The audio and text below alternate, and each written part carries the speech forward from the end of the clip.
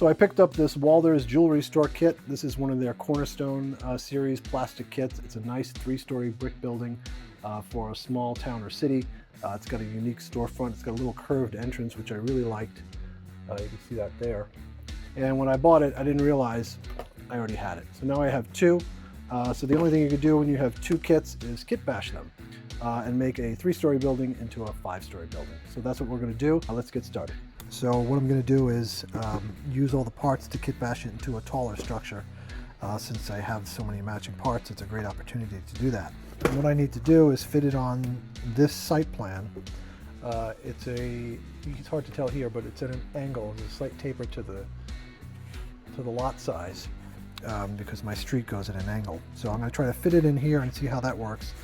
So basically what I have to do first is cut up all the parts so we can get that shape and see how that's going to fit. And we're going to have to give up a lot of material in the back, and it doesn't quite work because we're going to cut, well, actually it might work. If we cut right at this window line and have the building just be this, I think that's what we're going to do. So let's change that a bit. Yeah, it's going to be tricky. What's the best way to do this? You know, I kind of want to keep this mitered edge here. So maybe I'm taking out a middle and then moving it closer. That makes more sense, and splice it back together. So my rear wall needs to be this wide, okay? We need the door, we need the corner, so we need to subtract that much, which I think basically means removing this middle bank of windows. We don't need to cut all the way through. Here's the end of the edge of the wall there, and we want it to go here. So now we know we can cut right there.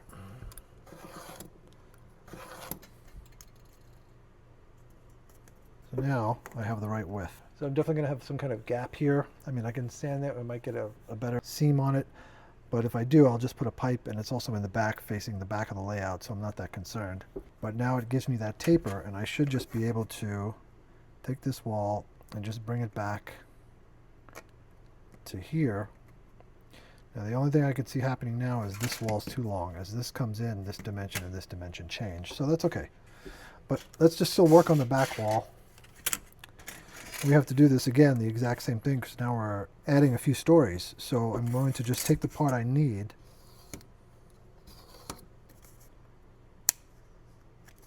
Make another pass. That should do it. There we go. You know what? Let's take off this top piece of trim here.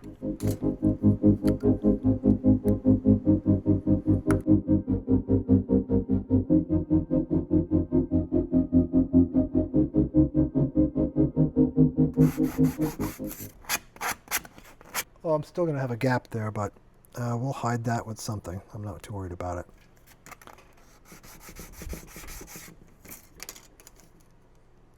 All right, so while we have this, let's glue it together. This is regular Tamiya plastic cement. And for a joint like this, I'm hitting both pieces. You don't have to, but I find that if you get them both to activate, they work better.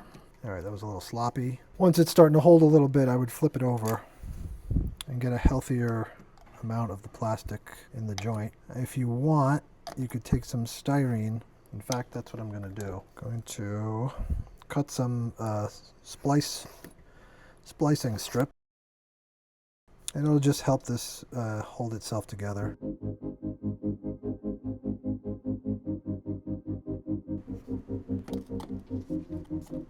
So now we have to figure out how to do the front wall, which would be a little trickier. That might work. So what I need to do is match the top of the roof line there and there, so I could have the parapet extend beyond the roof line here to here, and then still maintain this row of windows. So that would look like what?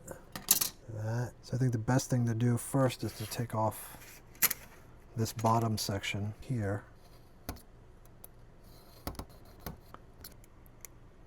This might be a little tricky. I'm going to use a scribe tool. This has got a little bit more of a point to it.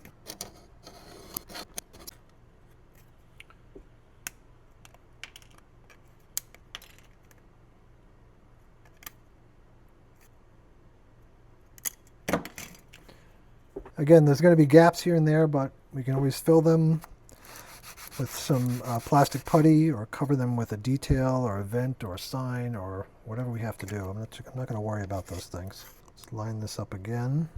And again, we're lining up the top edge. There's a little lip here that supports the plastic roof. So that's what we're working off of. So this parapet goes beyond the lip that supports the roof.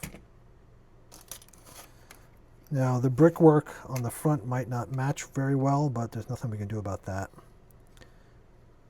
Except put a horizontal sign across the front of our building if we don't like the way it looks. My scribe tool. It's a much deeper cut. That's some tough plastic, huh? Let's try this again. When you're doing this and you have to make multiple passes, it's very tempting to use more force, but more force is just going to make you slip and probably cut your fingers. Don't rush it. Use some patience and it'll get there eventually. It's only plastic. It just takes some cutting into. And then use some pliers to help you bend it. If it's not ready, it's not ready, but there we go. Let's take our sanding stick here. Just clean that up a little bit, not too much, but at least to make it straight. Let's do the same thing with this piece here.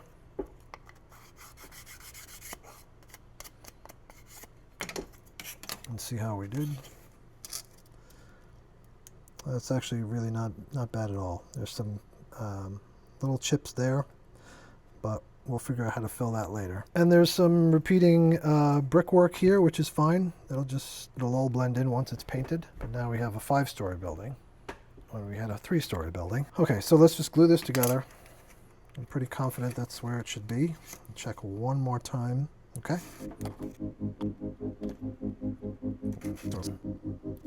So here's something we need to figure out. We've got the front, we've got the back, and we know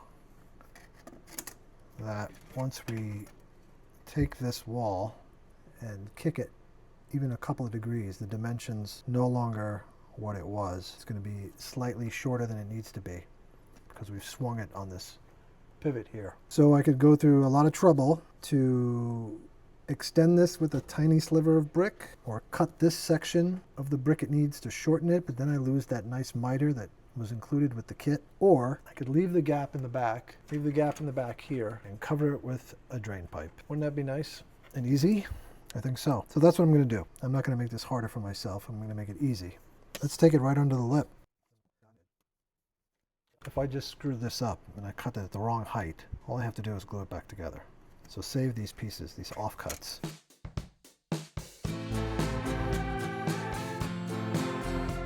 All right, so now all I need to do is again find our lip, and there's my mark right there, the top of this wall.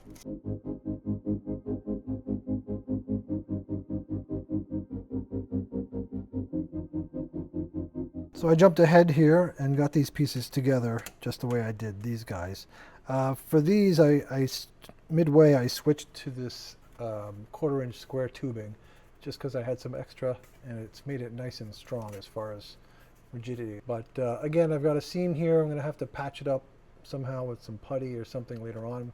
But again, no big deal. So now I have to figure out how to assemble this, because they give you a floor plate, which is nice to hold the walls, but we're doing this at an angle, which is going to look like that. So we're going to have to cut that off.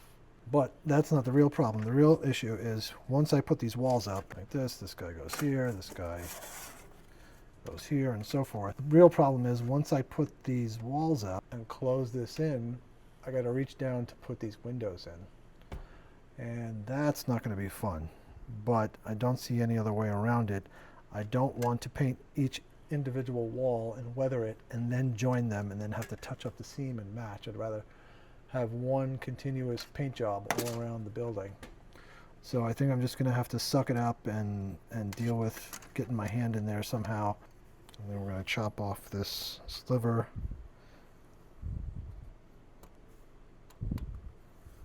Now, one of the things that's nice about this, again, is this little support lip that goes around the perimeter, but we've cut off this side.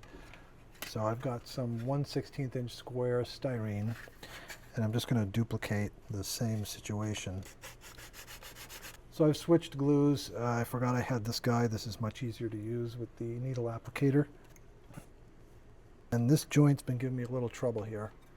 It just keeps bending out. So I put in this little support piece, but it's still problematic. So I'm just going to tape this for now. Let's use a little CA glue to speed things up. So let's do this front wall. So this is a little tricky because this isn't what these parts were intended to do. This was only supposed to be about 4 or 5 inches tall, and now we're asking it to do things that it was not designed to do. So it's going to flop around. We're not going to get the best joints. Things aren't going to line up as they should. All those things can be fixed later with weathering and details and everything else. So again, not worried about it. See, there's a little tab they added there to go into a little slot, and that doesn't line up because we screwed around with this. So I'm just going to take that off. Cement in the inside of the joint just to help it a little bit more. So I'm looking at this building while it's drying here, and I've got this wall to add, and I know it's going to be hell on earth getting my hand in here to do all these windows from inside. And the building is going to sit like this against the backdrop with a little bit of space behind it. Why on earth am I even using this back wall other than for support? No one will ever see it. So after all that work, maybe I leave this off. That also solves the problem of the seam back here. Because we'll never, ever, ever, ever, ever see this. So maybe we say goodbye to him. Put this in as it's supposed to be here at an angle, and then we just use some cross bracing after we put all the windows in. Maybe we put one at the top, but this way we could still get in, access all this. I think that's what I'm going to do.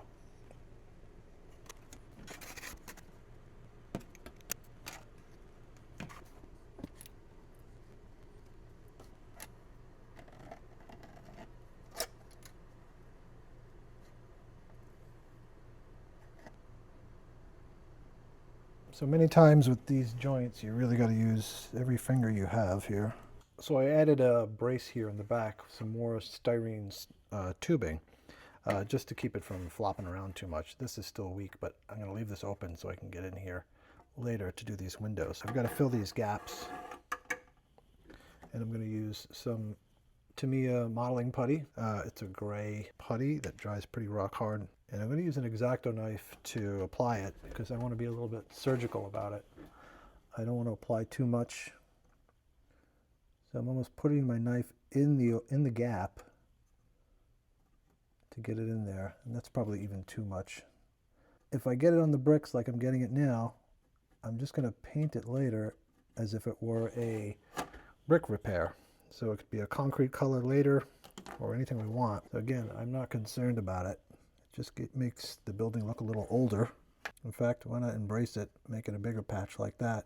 That's how much I really don't care about that. But I'd rather see a patch repair, a repair patch, than a gap. And then decide whether it's worth putting some putty in. There's a hairline there, but I think once it's painted, the paint's going to take care of that one. And then check out the corners. The corners is probably some more. So we'll get a little tiny, let's try a little less.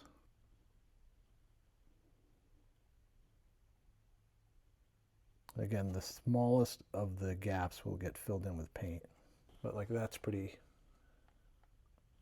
grotesque right there. So that's going to need more. So let's load this up a little bit. Okay, so off camera, I sprayed this with 2 different colors. A very dark brown, which you can kind of see at the bottom here. I didn't cover it with the second color. And then a dark kind of brick red. You could also use red primer, that's fine. Any of those colors work. But I think putting the dark brown kind of does a lot of the heavy lifting for getting it a good base for all the other colors that follow. And then the red, and you don't have to get total coverage because the brick is going to be irregular. We're not trying to make this look brand new, so that's works for us. And then I've got a bunch of colors here laid out, and I'm basically using some rusty oranges, some gray, and some almost blacks. Any kind of acrylics will do. I'm using a mix of Archive X. This is their gray, Lark light gray. This is rust, and this is weathered black, which is almost black. And then some Mission Models paints. This is definitely a rust. This is just orange, and this is standard rust. You could also use some acrylic colors. I use any of these cheap acrylics from Michaels. Anything orange. This is pumpkin, so any of that shade as well. You want to use at least 3 to 5 of these colors to get a nice natural looking brick. And then I'm going to apply them first with the sponge. I'm using a tile grout sponge from Home Depot. This is a big sponge you can get for a couple of bucks, and chop it into pieces and get lots of sponges out of it. And then for finer sponge work, I use a wedge-shaped cosmetic sponge. So let's start with this. And then anytime I sponge paint on something, oh, by the way, I'm using the standard rust Mission Models right now. Try it on a piece of cardboard first, because you want to get most of the paint off. It's like dry brushing. You don't want the brush loaded. You don't want the sponge loaded. Otherwise, you're going to just cover up too much detail on whatever it is you're painting. So I'm going to start at the bottom. And I'm going to start light. You can always add more.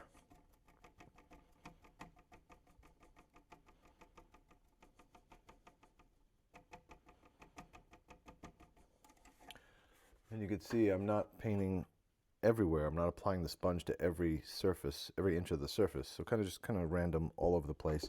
And if it helps, get pictures of a real brick building and have it nearby for reference. It really helps a lot. But I'm already happy with this color choice. It'll be the predominant brick color. The sprayed brown-red combination plus this dark rust color. And I might not even use the cosmetic sponge at all if I'm getting the results I like, which so far I am. And brickwork can be pretty intimidating. Even as I'm doing this now, I'm concerned if it's going to look right or not, because it really is one of the more difficult looking paint jobs to do. But if you keep layering it and layering it, it really does a lot of the work for you. You don't have to worry too much. Just don't be too neat about it. A little sloppier is better, I think. And you can see this has got a little bounce to it because we don't have a lot of support. So I'm using my hand underneath just to kind of hold it up so it doesn't take too much of a beating. Okay, let's see what we got. So the first pass, I can see already that the colors underneath absorbed a lot of the bright color that we started with. So I'm going to probably hit it again. I'm going to keep going with the same treatment around the whole building so it's consistent. And also, by the way, I'm using the rounded corner of the sponge. This way you won't see any square marks. You can use the other side, but then kind of pull it back and do the same thing so you have a rounded kind of application to the paint. And I'm going to go a little heavier this time because it really is getting sucked up by the colors below. Now there is some trim work on these windows that will have to be painted by hand later. All the sills will have probably a concrete color. And there's also the storefront, and we have to add the cornice. So it's a little brighter. So I'm just go back, since this is already dry and I really want to see how this is going to look. I'm going to hit it with a little heavier coat. I'm also turning my sponge. Even though it's got a rounded shape to it, I still don't want to see a repeating pattern. So it helps to just kind of keep turning and turning. And if you do apply too much paint, you can always go back with a dark color and pull it back. So don't ever worry about overdoing it. What you just don't want to do, fill in the mortar lines with your paint. And earlier we filled in the gaps with the Tamiya putty. And if there are some gaps you don't like I said, we can apply a repair patch, like a stucco finish, where they reface the bricks with some concrete, just as a cheaper fix than repointing the brick or replacing the brick. And that'll just add more character to the building. So whatever the flaws are, as long as they're not big gaps, we can hide them.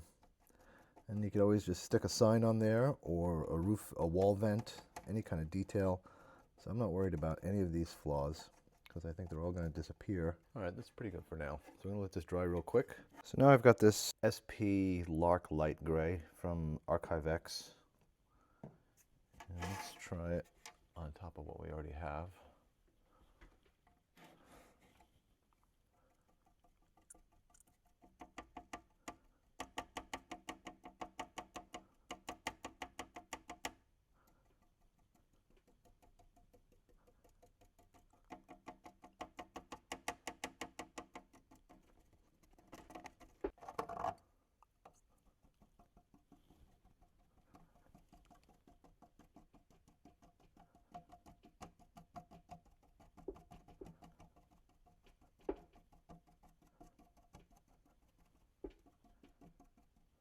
So now I'm using weathered black. So I'm going to be a little bit more careful and not as liberal with my application because I could get really dark too fast. So I'm almost going to frame the wall with some of this color first and then see where I'm at. And it's not the worst thing to favor the bottom for some dark color here and just sort of kind of let it fade up a bit for variety. So I don't need to do any more than that.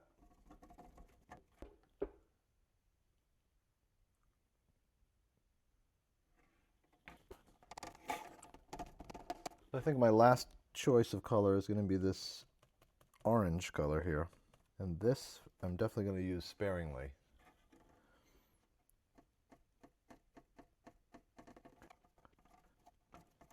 One other color that we haven't used yet is more of like an earth tan color, which maybe we need, maybe we don't. Again, every brick building looks a little different, so it's not necessary, but you could add that to your palette if you wanted to. Because we can't forget that eventually this will get a complete wash of white, a white application for the mortar, and it's going to change the colors a bit.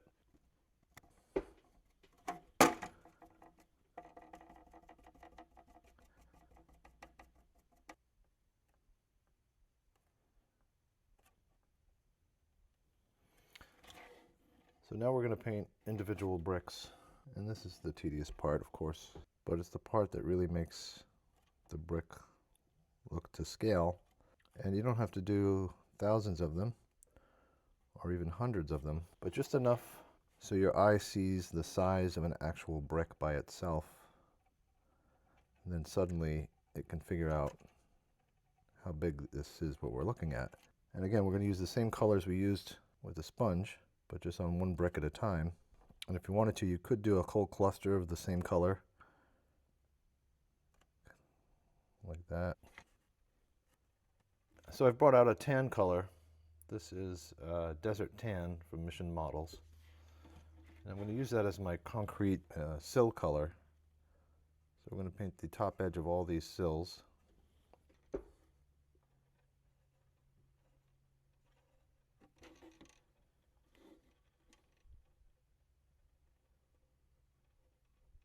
This also gets painted to match the sills where there's no brick.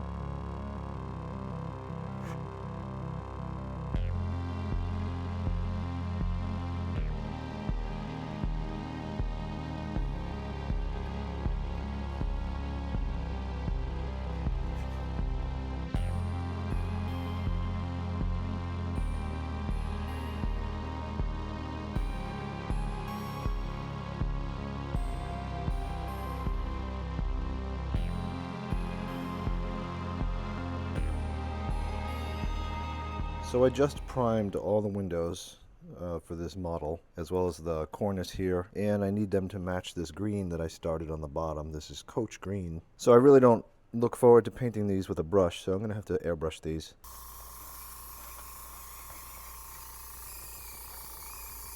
So I did a lousy job of airbrushing these.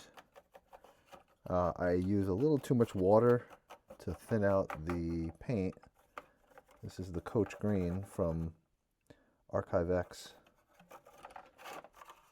So I'm going back with a brush, a nice 1/2 inch wide brush, just to finish the job. It's not too bad because most of the work is done, but it still left some gray primer showing through, and then it's a little too light for coverage for what we need for these windows. But I actually like some of the not perfect paint that the finish made, so I might leave some of that. Yeah, maybe just the top. So we need to spray this with some matte spray to seal this up before we put the mortar on. But before we do that, we might as well get a few other things done that we can, and one of which is just gluing this cornice on.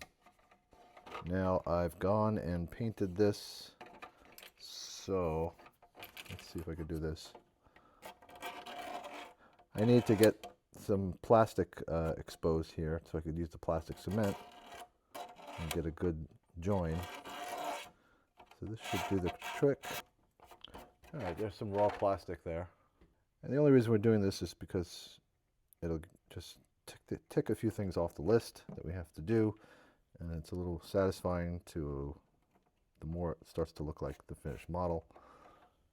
And that's very satisfying. I like that, looks great. And then we can do the storefront at the bottom, which is a pretty simple affair. It's a main storefront assembly. There's a little roof section, and then the interior glass, of course, which we'll do later, and some tiny detail for some, I think it's probably a handlebar, a push bar on the door.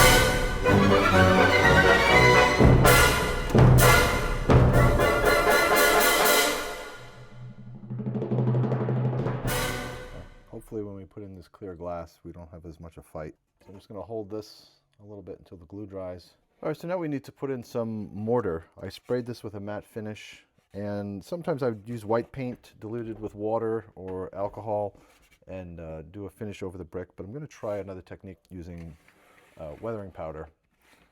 So I'm going to use this light gray and just push it into the lines of the brick. It doesn't have to be perfect.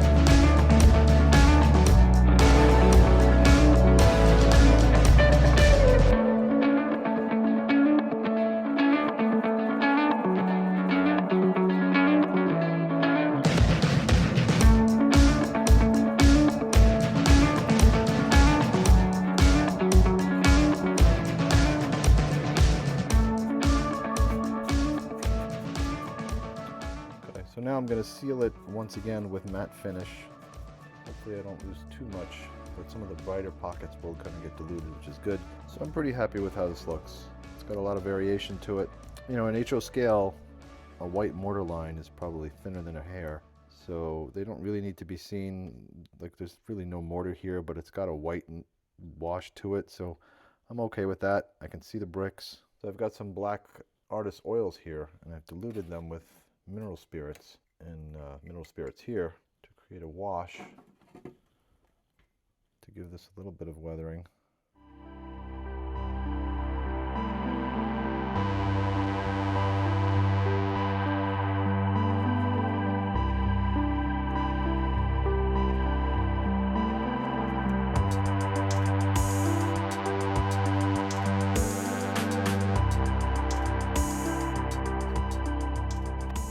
See how that brings out the details and the cornice detail.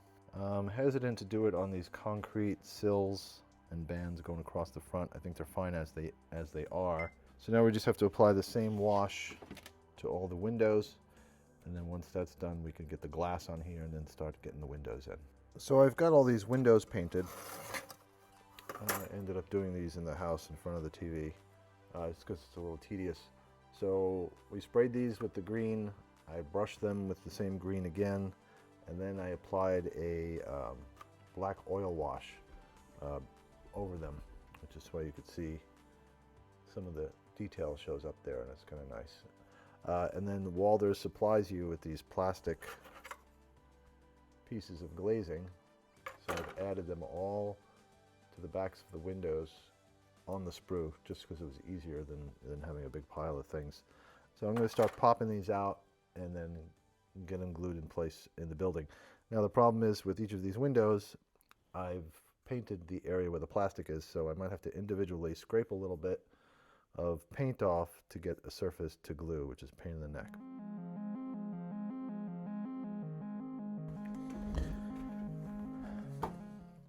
Okay, so I said I was going to scrape the plastic off of the edges, the inside edges of these windows, but I really don't want to do that. It's going to take way too long. So I think they snap in here pretty tightly, and I think there's some plastic showing on the outside, or if, I'm not even going to bother with that.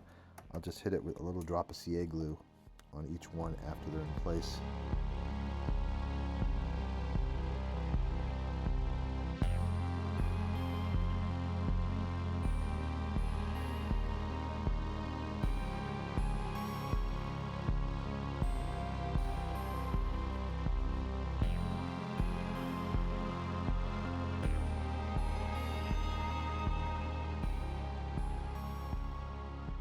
So I put in all the window glazing that was provided with the kit, and then I used some of the color printed inserts that come with the kit. They've got all these little prints of Venetian blinds, so you could put them behind the window so it doesn't look empty and hollow. Originally I had said I was going to put floor sections in like this on every floor and just put some shades, but then I ended up making my own window inserts, and they look a lot better than just doing a colored shade and seeing into the empty building. So I made a bunch of different varieties. But what I did next, I kind of screwed myself a little bit. I could not get the acetate into the storefront section that I had so much trouble getting in. So it ended up coming out. This is the storefront. It ended up popping out again, and I had to cut a hole in the bottom to work on it to get that clear glass in. And then once I had it out, I realized I had to get some color printed inserts on the back of the glass. So all that effort to try to get the storefront in earlier was a waste of time. So it's much easier to work on the storefront in your hands. I'm making this a record store, so you can see I printed up some music posters for the door and the storefront windows. The kit does come with this nice print of a staircase going up. It actually is pretty effective. It's got a little perspective to it. So now I can get my storefront in without too much trouble. And I should have done this all along. I cut a hole in the bottom, and that was the key to doing it, not the ridiculous steps I took to get it in before. And now it pretty much goes in so much easier. Wow. Truly an idiot. Anyway, there it is. That's the storefront in there. I'm going to get some glue in there. The other thing I wanted to show you is, even though I had already cut those floor inserts, I didn't waste them completely. I used 2 out of the 4. I used 2 out of the 4 for support because this was kind of squeezy, which didn't work so great. So this was the back of the kit. I had put it together with 4 sections that we had chopped up and mutilated earlier and spliced together with this styrene. And it's not great. It would need a lot of work to get it to be a nice piece to look at. But the building is going to sit like this on the layout. So we're not going to see the back too much, but if you do lean towards the back, you might get a glimpse of a void there. So I don't want that, but I also don't want to use this as is. I took a photograph of this wall, and then I printed it out to fit on top of this wall. So I'm going to mount it on top of this, and I wanted to keep this because this has got these mitered corners that will fit perfectly here. If I cut mat board or something, I'm going to have a gap, or even regular flat styrene, and I'm just going to end up with this shape anyway. So I have it. It's already cut to fit, so I'm going to glue that down, and then we'll glue the wall to the structure. So I was going to use some spray adhesive, but I can't seem to find it. So I'm using contact cement. It's a little bit more than I need for this kind of thing.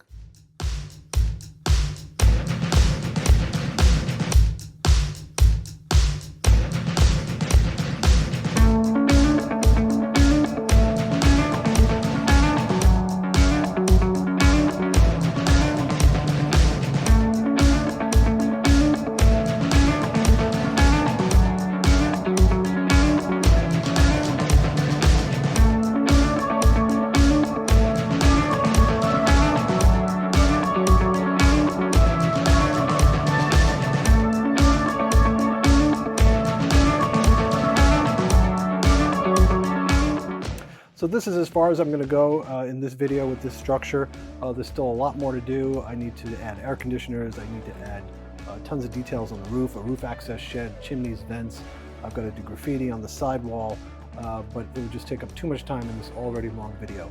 But I hope you give kit bashing a try, taking 2 of the same kits, making a building a little taller and a little more unique for your own layout. So thanks for watching, and thanks to our Patreon supporters. Check out Patreon. Our Patreon page shows pictures almost every day of what we're doing on the layout, new kit releases, new figures, and tips and techniques and everything else that we can manage to get on the page there. So check us out there, and check out our Kit of the Month Club, which is back after about 2 years, where you can get 1 HO scale kit every month and sharpen your skills, populate your layout, and just have fun building models. See you next time. Thanks.